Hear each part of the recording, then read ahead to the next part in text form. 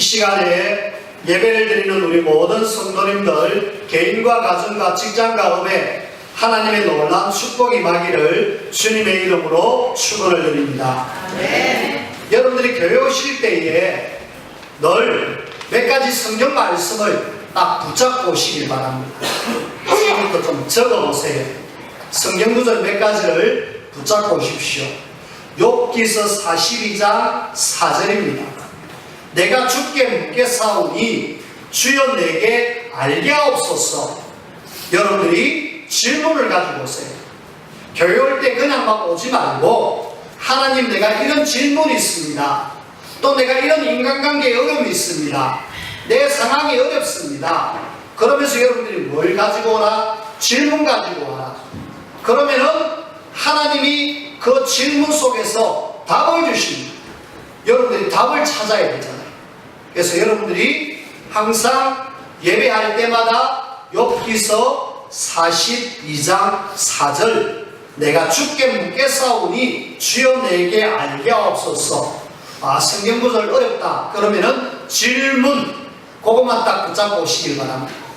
두 번째, 여러분들이 교회 오실 때에 데살로니가 전서 2장 13절 하나님의 말씀을 믿음으로 온다. 내가 믿으면은 반드시 하나님의 역사가 일어나고 하나님이 일을 하십니다. 하나님의 역사란 말은 하나님이 일을 하신다 이 말이거든요. 그래서 여러분들이 교회 오실 때에 하나님의 능력의 말씀을 믿는 믿음, 목사가 이렇게 전하는 말씀 말고 오늘 하나님이 나에게 말씀을 주신다 믿음을 갖고 예배 시간에 임하기를 바랍니다. 그 다음에 우리가 하나님의 말씀을 들을 때에 시편 107편 9절 말씀처럼 그가 사모하는 영혼에게 만족을 주시며 줄인 영혼에게 좋은 것으로 채워주심이로다. 사모하는 영혼, 사모. 목사님 사모 말고 사모하는 마음 아시겠죠? 시편 107편 9절 나는 사모하는 마음으로 이 시간 예배에 참석한다. 그렇게 딱 보시고요. 그 다음에 히브리서 4장 12절 하나님의 말씀은 살았고 운동력이 있어. 하나님의 말씀은 살아있다. 살아있는 말씀 들어온다. 그래서 혹시 내가 병이 들었다, 수술 받으러 오는 시간이다. 혹시 내가 약이 필요하다, 구약 신약을 통하여서 하나님의 약을 받는 시간이다. 그렇게 여러분들이 예배 시간에 오셔야 합니다. 자, 성경 구절 지금 4가지를 이야기했습니다. 제일 먼저 질문 가지고 오너라. 그 다음에 믿음 갖고 오너라. 사모하는 마음으로 오너라. 하나님의 말씀은 살아있는 말씀이라는 것을 가지고 오너라. 그리고 5번째, 고린도후서 1장 20절 하나님의 말씀이 증거될 때에 아멘 하면서 받아라. 이러면은 하나님이 영광을 받으십니다. 그냥 막 고개 끄덕 해도 괜찮습니다. 하지만은 입으로 아멘 하면은 하나님이 영광을 받으시겠다는 거예요. 그래서 여러분들이 5개 요걸 가지고 항상 교회로 오십시오. 막 다 잊어버리면은 첫 번째, 하나님 오늘 예배 시간에 내가 이런 질문을 가지고 왔습니다. 나에게 말씀해 주십시오 라고 여러분들이 하면은 분명히 이 말씀 속에 여러분들에게 답을 주셔야 돼요. 어떤 랩런트 하나가 갈등을 친구들하고 막 다투어가지고 왕따를 당했어요. 왕따를 당해가지고 굉장히 지금 억울한 마음에 교회를 왔습니다. 교회 와가지고 씩씩거리면서 예배도 안 되고 막 짜증나잖아요. 그리고 예배를 마치고 집으로 가려는 순간에 그래도 너무 화가 나길래 전사님에게, 전사님 내가 이 학교에서 왕따를 당했는데 도대체 왜 이래요? 하고 전사님에게 따뜻이 물어봤어요. 전사님이 살짝 불렀습니다. 이리 오느라 혹시 오늘 네 설교 말씀 잘 들었니? 잘 들었습니다. 안 들었거든요. 그래도 잘 들었다고 이야기했잖아. 그러면은 오늘 네가 설교 말씀 들은 노트를 좀 가지고 오너라. 노트를 가져왔어. 오늘 너에게 이런 있는 문제에 대한 답이 분명히 하나님 주셨을 것이다. 한번 찾아보자. 이래가지고 설교 말씀을 쭉 이렇게 찾는 중에 거기서 답이 나오는 거였지요.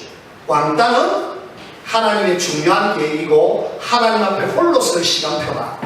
그런 말씀이 딱 전거되니까 이 렘넌트가 더 할 말이 없는 거였지요. 알겠습니다 하고 인사하고 이렇게 갔어요. 자, 렘넌트 이야기만 아니라 여러분들에게도 적용되어야 될 말씀입니다. 그래서 교회 올 때마다 항상 5가지 여러분들이 질문 갖고 오십시오. 그 다음에 믿음 갖고 오십시오. 그 다음에 사모하는 마음을 갖고 오십시오. 하나님의 말씀은 살았다라는 그런 말씀 갖고 오십시오. 뿐만 아니라 아멘 하면서 하나님 앞에 영광 돌리십시오. 그렇게 해서 하나님 앞에 최고의 예배자로 하나님 앞에 여러분들이 세워지기를 주님의 이름으로 축원을 드립니다. 네.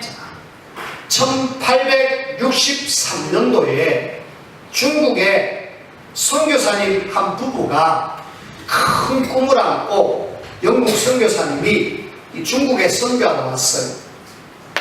중국에 선교하러 왔는데, 아니 선교하러 왔으면 선교가 되어져야 되는데 사모님이 임신을 하고 그렇게 있다가 갑자기 풍토병이 생겨가지고 이 사모님이 임신한 중에 사망을 했어요. 천국으로 가버렸습니다. 선교사님이 너무 황당한 거였죠. 나이는 23살, 한참 젊디 젊은 그런 젊은 부부인데 이 선교하러 와갖고 사모가 죽는 거 보니까 진짜 기가 막히거든요. 근데 선교하러 왔지 우리 집 안에 죽으려고 한 게 아니잖아요. 그러면서 막 화가도 나고 그러면서 막 탈진이 되는 거죠. 영적 침체가 왔어요. 이래갖고 한 3년의 세월이 흘렀습니다. 3년의 세월이 흐르는 동안에 조금 마음이 추스려졌어요. 그리고 어느 날 누군가를 통하여서 복음이 전혀 전거되지 않는 조선이라는 나라를 듣게 됩니다. 아직 그 나라에는 복음이 전혀 전거 안 되고 문이 전혀 열리지 않는다. 혹시 마음이 있느냐? 중국에서 당신이 상처받았으니까 한번 조선의 나라 한번 도전해봐라. 그런 어떤 메시지를 받았습니다. 받으니까 이분이 그래 그럼 내가 뭐 혼자인데 한번 거기 가보겠다고 신청하고 용기를 내가지고 미국 상선을 타고 대동강을 이렇게 흘러옵니다. 이래 흘러오는 속에 그 당시에 나라는 누가 다스렸느냐? 흥선대원군. 이 대원군이 세국 정치를 폈잖아요. 나라를 완전히 다른 나라 못 돌아오나 딱 문을 닫아놓고 있었습니다. 그때 일본은 문을 다 열어놓고 천주교, 기독교 다 받아들이고 서양문을 다 받아들였습니다. 이래갖고 일본이 우리나라보다 훨씬 못한 나라인데 엄청나게 발전해버린 거죠. 우리나라는 맨날 단파 싸우고 지금 여야가 싸우듯이 이전에 계속 싸우는 거죠. 이런 속에 나라는 문을 굳게 닫고 있던 이때에 이 지금 미국 상선이 들어오니까 나라는 싫어하죠. 들어오지 마라. 아니 들어가겠다. 들어오지 마라. 들어가겠다. 계속 들어오니까 이 관군들이 대동강으로 올라오는 그 배에다가 포를 쏘았어요. 이래 포를 쏘니까 대포를 쏘다 보니까 배에 불이 나버렸어요.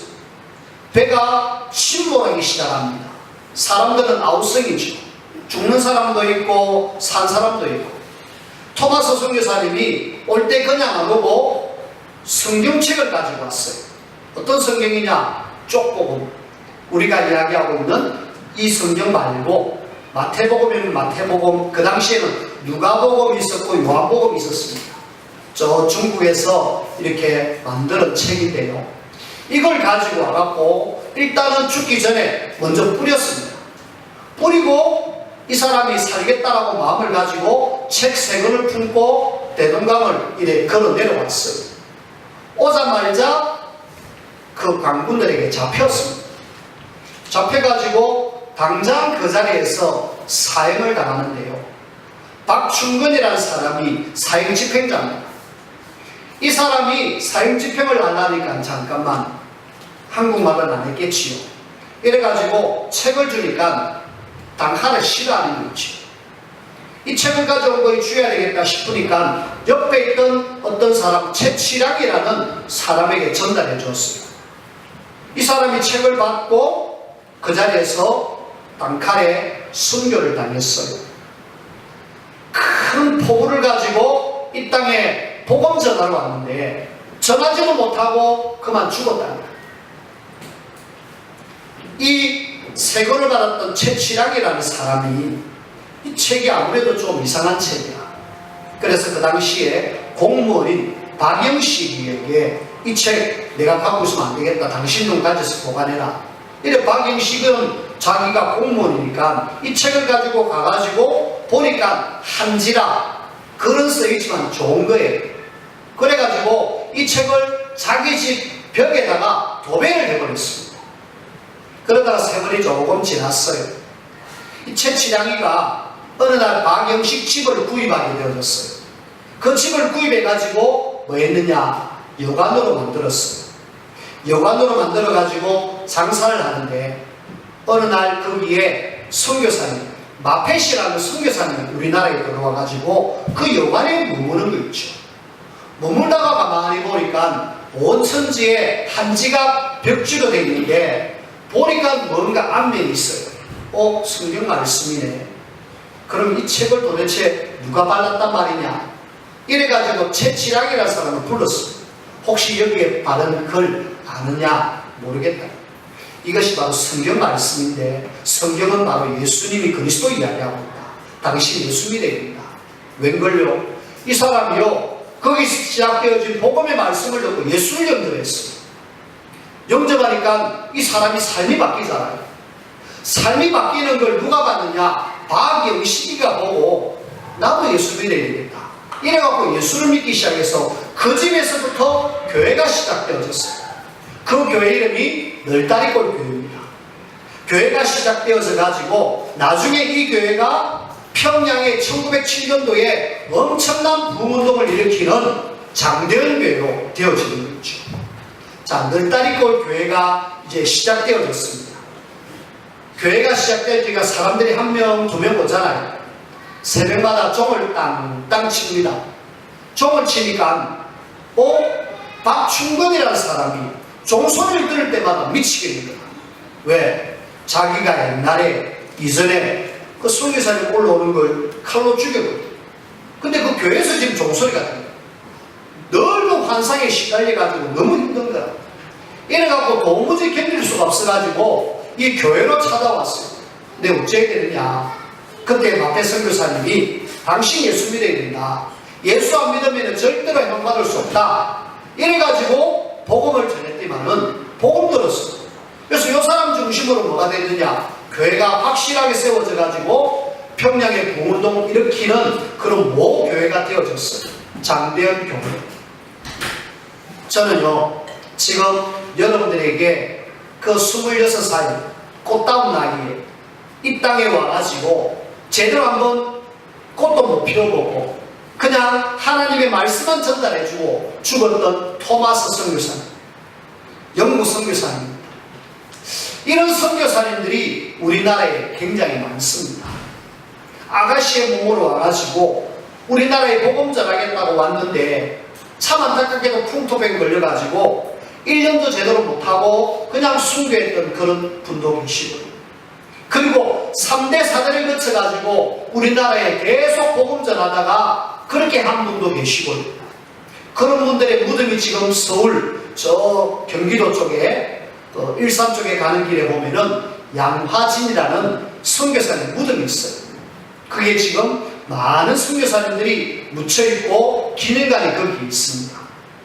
저는요 여러분들에게 이 이야기를 하는 이유가 내일부터 한 주간 이렇게 선교를 가는데 우리가 참 어떻게 보면은 빚진 사람들이 그 얼굴도 모르고 우리하고는 아무 상관없는 그런 분들이 이 땅에 와가지고요 그냥 꽃다운 젊은 나이에 생을 마감하는 거 있죠.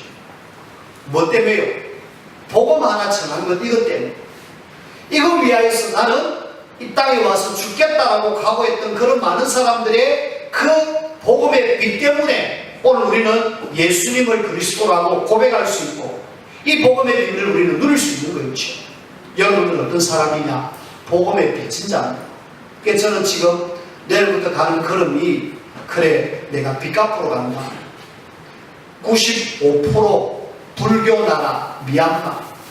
비록 내가 가서 어떤 일을 할지 모르겠지만은 하나님께서는 우리가 그 옛날 그런 상황이었을 때에 선교사님들이 그렇게 피 흘리고 우리를 위해서 그렇게 헌신해준 그것 때문에 우리가 구원받았다라면은 나는 비록 부족하지만은 그 미얀마에 가서 하늘의 미랄이 되겠다. 어떤 그런 마음이 있어요. 그래서 선교하러 가는 내일 복음의 빚진 자의 마음으로 선교하러 가는데 오늘 여러분들이 목사의 마음이 아니라 하나님이 선교를 향한 우리의 마음 자세를 알기를 원해요. 그래서 여러분들이 실제로 선교가 너무너무 중요하고요. 이 선교를 해도 되고 안 해도 되는 수준이 아니라 하나님은 이걸 꼭 하기를 원하셔요. 그래서 우리가 해야 됩니다. 우리는 이 선교하는 그런 오늘 내일부터 가는 선교를 우리가 같이 하면서 우리의 마음 자세 좀 같이 오늘 본문을 통해서 들어야겠습니다. 제일 먼저 첫 번째입니다. 선교를 향한 우리의 마음 자세는 제일 먼저 하나님의 소원을 이루는 그런 속에서 내가 선교를 한다. 선교는 하나님의 소원을 이루는 것이다. 하나님의 소원. 하나님의 소원이 뭘까요? 하나님을 떠나가지고 인간들이 죄 가운데 마귀 손에 잡혀가지고 하나님을 떠난 인생 12가지 함정, 틀, 올무 속에서 완전히 고통받고 저주받고 재앙받아 멸망받아야 되는 우리들이잖아요. 하나님은 그곳에 있는 우리를 금전에 위해서 그리스도를 보내가지고 십자가에 죽기까지 하셔가지고 거기에서 우리를 건져냈잖아요. 하나님은요 마귀를 원하느냐? 우리가 건져냈듯이 이 땅의 모든 사람이 다 진리를 알고 거기에서 건져내기를 원한다. 하나님의 소원입니다. 디모데전서 2장 4절이 우리가 선교하는 것은 전도하는 것은 하나님의 소원을 이루는 것이다. 말로만 이루어지는 것이 아니잖아요. 하나님의 소원은 우리가 직접 현장에 가가지고 정말로 예수가 그리스도 말할 때에 하나님의 소원이 이루어집니다. 그래서 우리는 진짜 이 선교할 때에 어떤 마음을 가지고 해야 되느냐? 하나님의 소원을 이루는 이 일에 내가 한 걸음 한 걸음 나아간다. 여러분 그렇게 생각하셔야 돼요. 목사와 우리 유나 집사가 이렇게 가니까 두 사람만, 그리고 지금 전 세계에 나가 있는 선교사님들이 나가 있으니까 그 사람들은 아니요, 모두 다릅니다. 우리 모두가 이런 마음을 갖고 계셔야 돼요. 그리고요 하나님의 소원은요 우리를 향하신 하나님의 천명입니다. 천명이 뭡니까? 하나님의 명령이거든요. 하나님이 그냥 하나님의 소원 이렇다 이게 아니고요, 이거는 하늘의 명령이십니다. 여러분들이 마태복음 28장 18절에서 20절 너희는 가서 모든 민족으로 제자를 삼아라. 마가복음 16장 15절에서 20절 너희는 모든 민족으로 가서 복음을 전해라. 사도행전 1장 8절 너희는 땅끝까지 이르러 내 증인이 되라. 주님은 뭐라고 이야기하시느냐? 온 세계 모든 사람에게 복음을 전하라고 천명으로 우리에게 주신 거죠. 그래서 우리가 선교할 때에 이 하나님의 소원은 곧 하나님의 천명이시다. 천명을 거스리면 어떻게 되는 줄 아십니까?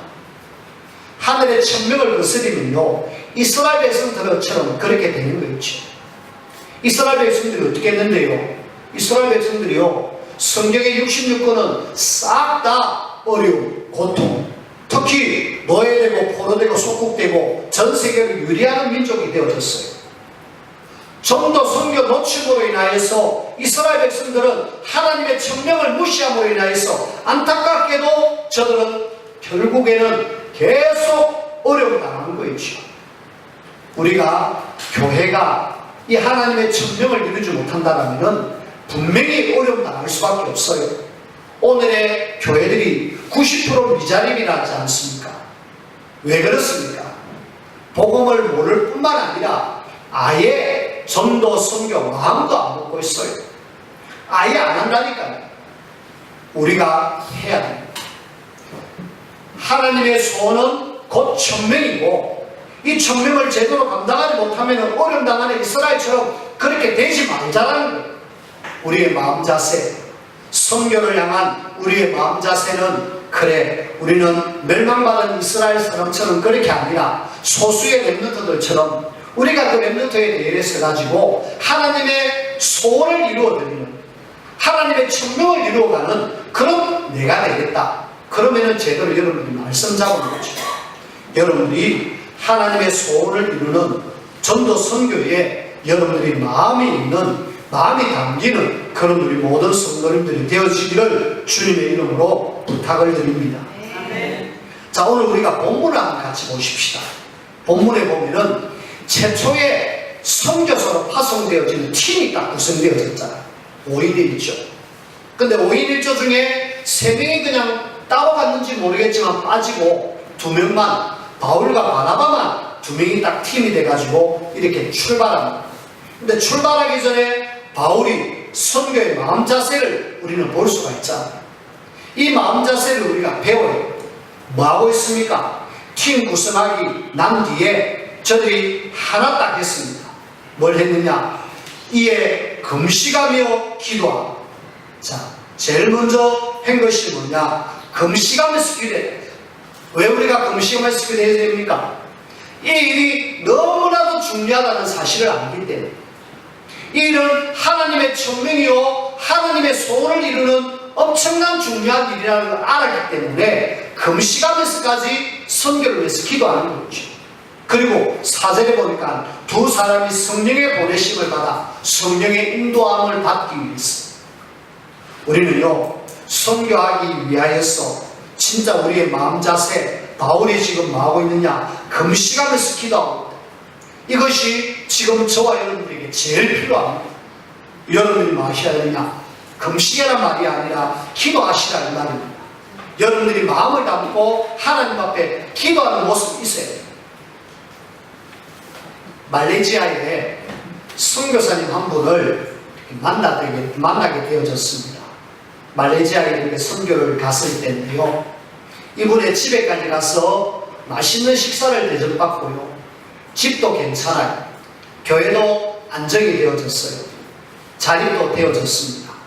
이제는 우리 한국에서 더 이상 안 도와줘도 될 정도로 선교가 잘 무난하게 되어졌어요. 선교사님, 혹시 선교하는데 애로사항은 없습니까? 물어봤어요.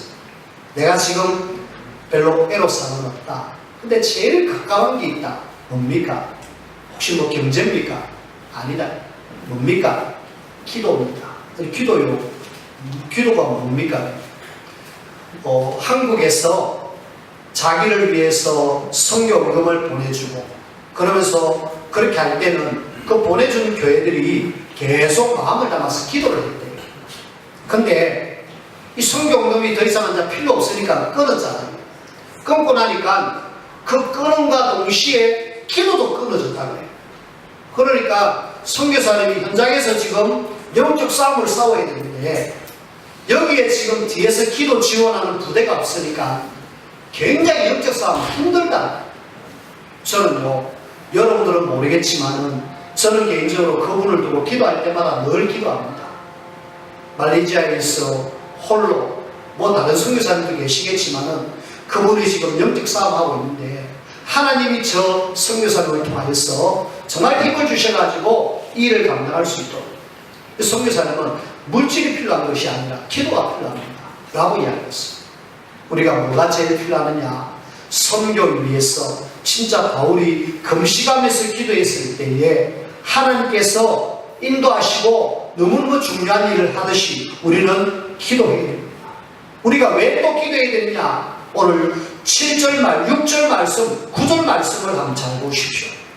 6절에 보니까 그 바보라는 지역에 가잖아요. 바보라는 지역에 가보니까 바예수, 예수의 아들이다 하는 사람, 유대인 거짓 선지자인 마술사, 이 사람은 박수입니다. 남자 무당이라니까요. 남자 무당이 지역의 정치인을 딱 잡고 지역을 완전히 장악하고 있다. 여기 가서 지금 바울이 복음 전해야 돼요. 그러면은 거기 가서 복음 전하는데 영적으로 충만하지 않으면은 과연 그 싸움 이길 수 있겠습니까? 바울이 가는 데마다 기도했는데 특별히 금식하면서 기도한 것은 처음이기 때문에 기도했고, 이 일에 현장 가보니까 흑암의 역사가 꽉 역사하기 때문에 여기에 내가 지금 기도해야 된다는 걸 알았습니다. 우리가 왜 해야 되느냐? 진짜 우리 현장에, 선교 현장에는요, 흑암이 꽉 차 있어요. 특히 여러분들이 내일부터 가는 한 주간 미얀마, 우리는 한 주간이지만 내일 보내고 있잖아요. 그 한 주간에, 그 미얀마에 95%의 불교 신자들, 온 천지가 황금 사원으로 되어 있는데 거기에 지금 흑암이 얼마나 역사하겠습니까? 우리가 뭐 해야 되느냐? 오늘 성경 말씀 6절에 있듯이 진짜 현장에 복음이 전개되면은 현장의 흑암 세력으로 꽉 역사할 수밖에 없기 때문에 우리는 기도해야 됩니다. 뿐만 아니라 이 현장에 흑암이 역사하는 속에 누가 예배되어 있느냐? 알고 보니까 총독 서기오 바울, 이 사람이 7절 말씀에 이 서기오 바울은 지혜 있는 사람이라 바나바와 사울을 불러 하나님의 말씀을 듣고자 하는 예비된 사람이 있는 거죠. 어떤 사람이 예비된 줄 모르기 때문에 우리는 기도해요. 그래서 우리는 하나님이 예비된 사람이 있을 것이다. 일전에 미얀마를 갔을 때요, 거기에 자매 한 명이 누가 시키지도 않았는데 홀로 자기 집에서 사람들을 불러가 성경 공부를 하고 주일 되면 예배를 하고 그래가지고 하는 거였죠. 본인은 일단은 경제가 안 되니까 자기 동생을 신학교에 보내가지고 공부를 시키는 거였죠. 제가 그 자매를 만났을 때 자매가 하는 이야기가 그 선교사님에게 이야기하는 걸 들었어요. 목사님, 내요 아무것도 모르기 때문에 신학을 공부하고 싶습니다. 신학 좀 할 수 있도록 도와주세요. 그 자매가 그렇게 지역 복음화를 위해서 마음을 담고 힘을 쓰고 있는데 경제가 안 돼가지고 이 사람이 지금 공부하고 싶지만은 못하는 상황이 있더라고요. 우리가 왜 해야 되느냐? 이런 사람들이 현장 속에 예비되어 있기 때문에 서기오 바울과 같은 진짜 복음 때문에 예비된 제자가 현장에 있기 때문에 우리는 기도를 정말 담아야 됩니다. 선교를 위한 우리의 마음 자세 기도하자. 진짜 현장에는 흑암이 꽉 역사하기 때문에 기도해야 되겠고, 진짜 일이 너무나도 중요하고 하나님의 인도를 받아야 되기 때문에 기도해야 됩니다. 그래서 여러분들이 정말 이 마음을 담고 진짜 기도하는 우리 모두가 되기를 바라고요. 세 번째입니다. 선교를 향한 우리의 마음 자세는 모든 성도는 선교사입니다. 복음을 가진 우리는 전도자이면서 선교사예요. 우리가 아니라 박내입니다. 여러분 개인이 복음 가지고 있기 때문에 복음 알지 못하는 사람에게 복음을 전하는 선교사입니다. 여러분들이 내있는 현장 아직 복음화가 안 되어졌다면 그 지역 복음 전할 현장이다. 내 지역, 내 현장이 바로 선교지다. 여러분들이 그렇게 마음을 먹어야 되겠고요. 그러면서 이 선교를 위해서 내가 가든지 아니면 나는 보내든지 그렇게 여러분들이 마음을 가지시고, 그래 내가 못 간다면 나는 보내겠다. 뭘로요? 기도로. 뭘로요? 물질로. 이걸 위해서 나는 선교하겠다. 그러면 하나님은 분명하게 역사하시잖아요. 그래서 선교를 향한 우리의 마음은 내가 바로 선교사고 나는 현장에 가야 된다. 내가 못 간다면 보내고 혹은 또 물질로 기도로 내가 동력하겠다. 그런 마음을 가지는 것이 선교를 향한 우리의 마음 자세입니다. 말씀을 맺습니다. 어떻게 보면은 우리 경제도 어려운데 꼭 가야 됩니까? 라고 이야기해요. 하나님은 이렇게 허락된 것 참 감사해요. 하나님은 분명히 온 땅에 복음 전하기를 원하는데 그 복음 전거되면은 땅크가 이르는 복음 전거되면은 또 그 일을 하면은 하나님 모든 것 채워주신다고 말씀하셨습니다. 어떻게 보면은 선교는 투자입니다. 밑빠진 독에 물 붓는 것이 아니라 하늘나라의 상급을 받아 누릴 수 있는 투자입니다. 해야 돼요. 언더우드라는 선교사님이 우리나라에 와가지고 4대까지 복음 전하다가 그 4대 되는 사람이 이제 자기 나라로 돌아갔어요. 처음으로 온 선교사님, 언더우드 선교사님이 우리나라에 와가지고 선교를 하는데 마음껏 선교할 수 있었습니다. 왜 그럴까요? 그 형 토마스 언더우드가 사업을 했습니다. 업을 하는데 하나님이 마음을 주시더래요. 네 업을 해가지고 뭐 할 거냐? 왜? 내 동생 저 조선에 나라가서 복음 전하는데 내가 그게 마음껏 돕겠습니다. 알았다. 하나님이요 그 토마스 언더우드 그 선교사님 형에게 업의 증거를 주가지고 타자기를 만드는데 특허를 했어요. 그래가 특허를 해가지고 대박이 나버렸다. 거기에 수익금을 동생에게 보냈는데 그 동생이 대학도 짓고 병원도 짓고 여러 가지들을 해가지고 지금 현재 연세대학이 그분이 후원해서 지은 것 아닙니까? 우리는 그냥이 아니라 진짜로 이런 선교사님들의 놀라운 그 은혜로 지금 오늘날 우리가 지금 와 있다. 그렇다면 우리는 이런 걸 볼 때에 그래 이 선교가 그냥이 아니고 하나님의 최고의 축복의 통로고 우리 역시도 여기에 마음을 담아야 되겠구나. 오늘 여러분들이 선교를 향한 내 마음 자세는 어떻게 해야 될 것인가 다시 한번 정리하고 그렇게 해서 내가 바로 선교사며 진짜 이 일을 위해서 내가 올인하며 하나님의 소원을 이루는 일에 가장 축복을 누리면서 임받는 내가 되겠다. 이렇게 되는 우리 모든 성도님들이 되어지기를 주님의 이름으로 축원을 드립니다. 기도합시다. 하나님 감사합니다.